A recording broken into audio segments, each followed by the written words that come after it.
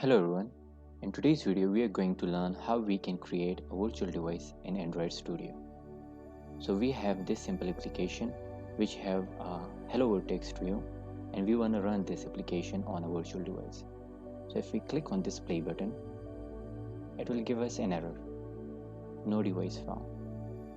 So just click on this no device, open AVD Manager, create virtual device, select a device, next, then Android version, I'll go with Nugget and click on download, accept, next. Once the Android OS is completely downloaded, click on next, then select your orientation and name, then click on finish. You got your device here. Now again click on this play button. It will take some time to execute your application.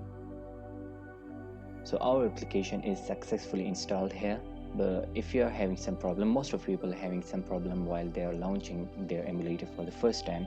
The two usual problems are, the first one is enable your VTX in your biosecurity setting, which is self-explanatory. Just reboot your system and go to BIOS and then security and enable VTX and VTD.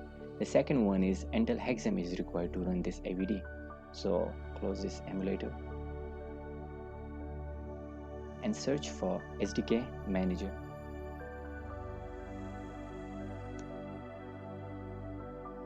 Then SDK Tools. And the second one is this: you must install Intel Emulator Accelerator to launch your emulator. So this was all for today. Thank you very much for watching, and if you're someone new to my channel, don't forget to subscribe my channel and also click the bell icon. See you all in the next video. Bye bye.